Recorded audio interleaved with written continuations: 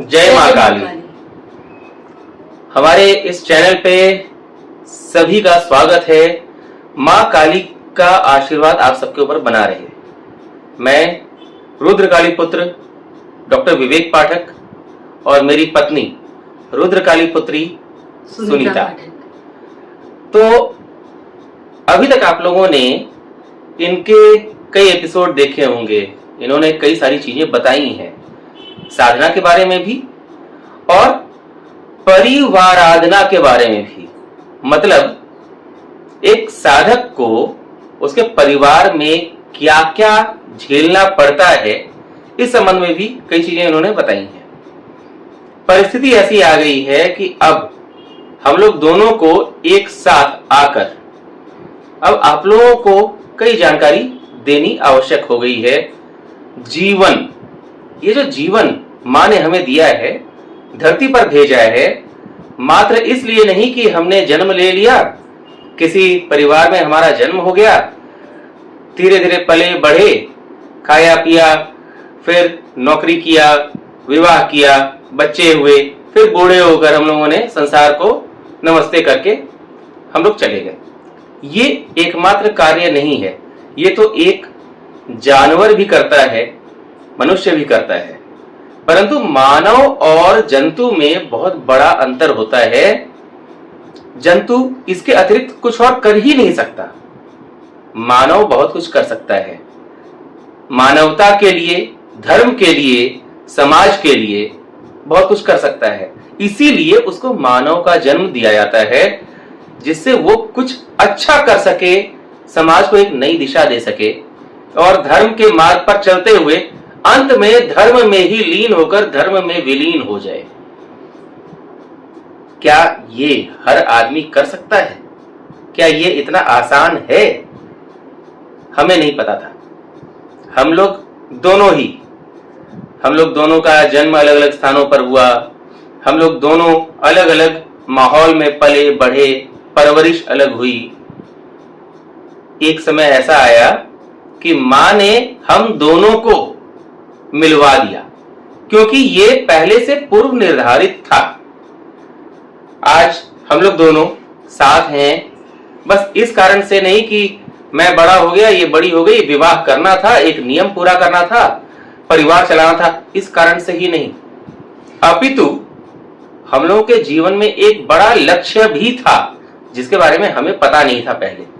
हाँ, माँ की अनुभूति या जो कहते हैं ना आभास, ये तो जब से होश संभाला मेरे साथ भी था और मेरे साथ भी था।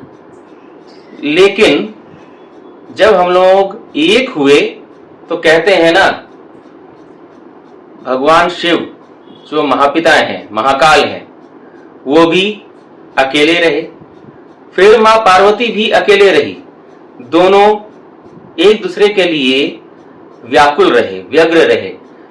पूर्णता तभी हुई जब दोनों एक हुए, तब जाके संपूर्णता हुई।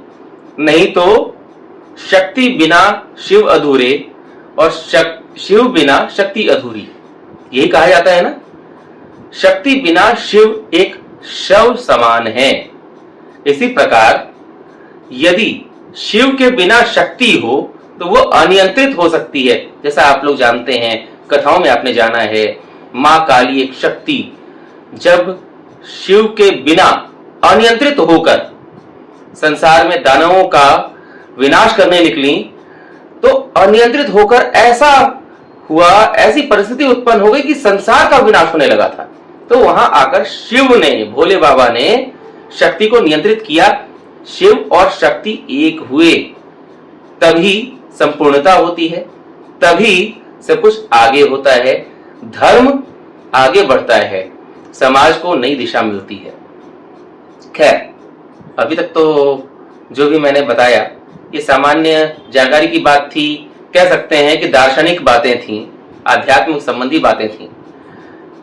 परंतु अब मुख्य उद्देश्य क्या है इस वीडियो का? जैसा कि सुनीता जी ने पहले भी बताया है, हम दोनों ही माँ की साधना में हैं। आराधना और साधना दोनों जब एक हो जाता है तो एक अलग ही अनुभूति होती है। परंतु माँ की साधना में क्या मैं स्वयं आया, अपनी इच्छा से आया, या ये क्या स्वयं अपनी इच्छा से साधना में कूद पड़ी? ऐसा नहीं है। ये है माँ का चयन। माँ का चयन है जिसके कारण हम दोनों इस दिशा में गए, और इस दिशा में गए जब मुलाकातें हुई, बातें हुई, हम लोग दोनों की विचारधारा एक प्रतीत हुई हम दोनों को। ये हम लोगों को तो बाद में पता चला, माँ ने तो बहुत पहले ही इस चीज को निर्धारित कर रखा था, और हम लोग फिर एक हुए। परंतु एक होने से पहले क्या क्या हुआ, एक होने के बाद क्या क्या हुआ, हम लोगों ने किस तरह की चीजें अपने जीवन में झेली हैं या सही हैं, वो सब जानना आपके लिए भी आवश्यक है। बहुत लोग तो कहते हैं कि हम भी साधना करते हैं जी, हमें भी साधना करनी है, हमें भी माँ की कृपा चाहिए, माँ को देखना है। ये इतना आसान नहीं है। आज हम लोगों का जीवन जिस मोड़ पर है, ये समझ लीजिए कि आज हम लोग जीवित हैं या हमारे बच्चे जीवित हैं मात्र माँ काली और महापिता के कारण।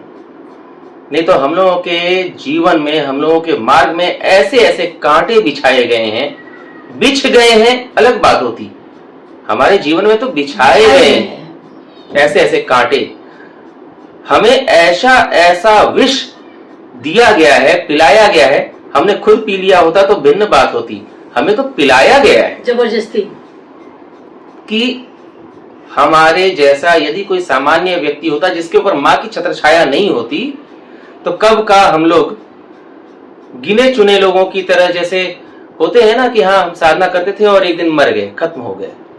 जो कहते हैं कि कीड़े मकोड़े की तरह जन्म लिया और कीड़े मकोड़े की तरह चले गए, वैसा हम लोगों का भी हश्र होता, हम लोगों की स्थिति वही होती।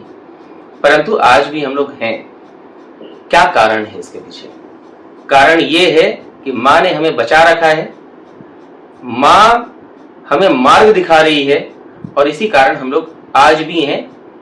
जब तक प्रयास रहेगा, कहते हैं ना, जब तक सांस है तब तक आस है। तो सांस है यानी माँ है, माँ के कारण ही सांस है, और जब सांस है तो आस है। तो इसलिए हमें पता है आज कठिन दौर है, आने वाला समय कुछ ऐसा भी होगा तो इस दौर को बदलने के स्थिति में होगा। कोई हमारी वास्तविक परिस्थिति यदि जान ले तो शायद ये कहना भूल जाए कि हमें भी साधना करनी है, सच्चे मार्ग पर चलना है, सत्य निष्ठा से आगे बढ़ना है। क्योंकि कहते हैं ना, सत्य को ही साबित करना पड़ता है, झूठ को साबित करने के लिए कोई नहीं कहता। तो ये हम लोगों के जीवन में हमेशा होता रहा। आज अभी तक की जो भूमिका थी, इसको यूं समझा जाए कि हम लोग दोनों बस जीवन जी रहे हैं माँ के कारण, महापिता के कारण। हम लोगों के जीवन की कहानी ऐसे तो बहुत पहले से शुरू है, समय के आधार पर हम लोग उसके बारे में चर्चा करेंगे, बताएंगे। परंतु मुख्य बातें जो हैं वो बताना इसलिए आवश्यक है कि आपको जानना चाहिए कि एक साधक और साधिका के साथ क्या क्या होता है। हम लोग शुरुआत करते हैं जब से हम लोग की मुलाकात हुई और शादी हुई। शादी हुई वर्ष 2008 की बात है। वर्ष 2008 में पहले, यहां पर सबसे पहले एक चमत्कार की भी बात बता दूं। चमत्कार होते हैं, मन में यदि सच्चाई हो, विश्वास हो, माँ के प्रति पूरी आस्था हो तो सब चीज पूरा होता है। बिल्कुल। वर्ष 2008 में मैं रांची से दिल्ली आया था, हम लोगों की मुलाकात हुई थी, और उसके बाद मुझे जाना था माता वैष्णो देवी के दर्शन के लिए। और आपको बताऊं, माता वैष्णो देवी के दर्शन के लिए जब मैं गया, वहां उस रास्ते में भी कई चमत्कार हुए थे मेरे जीवन में, ये एक भिन्न बात है। परंतु हम लोगों की मुलाकात के समय, उस समय तक बस एक दूसरे के प्रति आकर्षण बढ़ा था, बातचीत होती थी। परंतु माता वैष्णो देवी के दर्शन के समय संयोग से मैंने माँ के सामने अपनी इच्छा जो प्रकट की वो पूर्ण हुआ। मैंने बस माँ से ये इच्छा प्रकट की थी माँ सुनीता को मेरी पत्नी बनाओ। और ये पूर्ण हुआ जब चढ़ाई से उतरते उतरते तक वहां मोबाइल का नेटवर्क नहीं लगता था। उस समय तक इतनी व्याकुलता हो गई थी, इनका फोन, इन्होंने कई बार फोन किया मेरे को, फोन लगा नहीं। जब नीचे आने के बाद कटरा पहुंच चुका था मैं, तब हम लोगों की फोन पर बात हुई और मैं इन पर इस प्रकार बरस पड़ा। सारे लोग अपने परिचितों से बात कर रहे हैं, अपने रिश्तेदारों से बात कर रहे हैं, और आपको मेरी चिंता नहीं है। मतलब इस तरीके से जैसे एक पति अपनी पत्नी से बात कर रहा हो, और इन्होंने भी उसी तरह से कहा कि मैं तो फोन लगा लगा के थक गई, क्या करूं, फोन ही नहीं लग रहा था आपका। मतलब हम लोग बस परिचित थे, परंतु उस समय हम लोगों की बातचीत ऐसी हुई जैसे एक पति पत्नी एक दूसरे से बात कर रहे हो। काफी बातें हुई। मेरे साथ जो लोग गए थे उन्होंने ये भी कहा कि पाठक जी पत्नी से बात कर रहे हो क्या? तो मैंने कहा नहीं, इनका नाम लेकर। तो उस पर लोगों ने कहा कि बात तो ऐसे कर रहे हो जैसे अपनी वाइफ से बात कर रहे हो। सोचिए, थोड़ी देर में ही इस तरह की स्थिति हुई थी। खैर, ये तो मुलाकातों की बात थी, चमत्कार की बात थी। हम लोग चर्चा करेंगे आज इस बारे में। मेरी और इनकी मुलाकात के बाद जब हम लोगों ने आपस में मिलकर साथ रहने का फैसला किया विवाह करके, उस समय हम दोनों के घर वालों ने इसका भरपूर विरोध किया था। और कहानी बहुत लंबी हो जाएगी, इसलिए हम लोग टुकड़े टुकड़े में बताएंगे। मुख्य रूप से अभी यह आपको बता दूं कि जब हम लोगों के विवाह की बात आई, मेरे घर वालों ने स्पष्ट कर दिया। सबसे पहली बात, मेरे घर में जो चलती है ना, जो कहने की बात किसकी चलेगी, वो मेरे मंझले भाई, उसकी पत्नी और मेरी बहन, इन लोगों का वर्चस्व था। और था क्या, मतलब अभी भी है। अब माँ तो मेरी है नहीं, मेरी माँ को वो लोग खा गए, मतलब कोंच कोंच के। मतलब मेरी माँ अपने आप नहीं गई, उसको एक तरीके से मार डाला गया। ये भी एक लंबी कथा है। मेरी माँ के जाने के बाद माँ को मुक्ति जब नहीं मिली तो माँ काली ने मुझे उपाय बताया, माँ के लिए गौ की प्रतिमा बनवाई। ये एक अलग कहानी है। लेकिन उस समय मेरे मंझले भाई और मेरी बहन की खूब चलती थी, मेरी मंझली भाभी की चलती थी, और उन लोगों का एक ही उद्देश्य था कि मेरा परिवार ना बस सके, मेरा परिवार ना बने, क्योंकि उन्हें उनके अनुसार एक नौकर चाहिए था। क्योंकि जो वो कहते थे वो मैं करता था। यदि मेरा परिवार हो जाएगा तो मैं उनके नियंत्रण से बाहर हो जाऊंगा ना।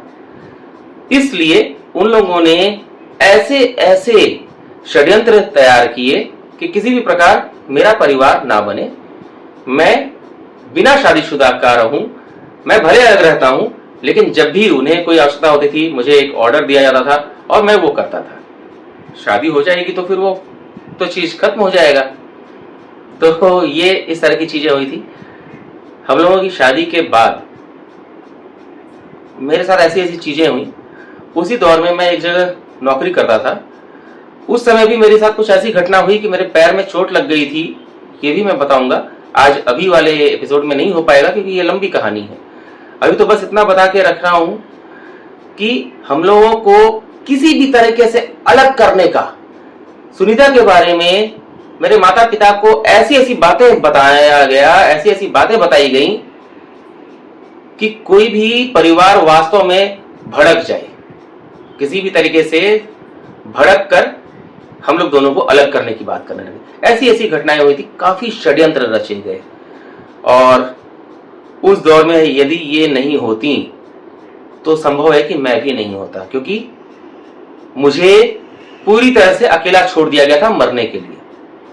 कहानी लंबी हो रही है, इसलिए आज अभी मैं इस एपिसोड को यहीं रोक रहा हूं। अगले एपिसोड में बताएंगे आपको कैसे कैसे षड्यंत्र रचे गए थे हम लोगों के साथ। ध्यान से सुनिएगा और समझिएगा, एक सच्चे मार्ग पर चलने वाले साधक और साधिका के साथ जीवन में क्या क्या होता है, कोई और नहीं, उन्हीं के परिवार वाले लोग उनके साथ क्या क्या करते हैं। तो आज अभी इस एपिसोड में इतना ही। मिलते हैं नए एपिसोड में। जय मां काली।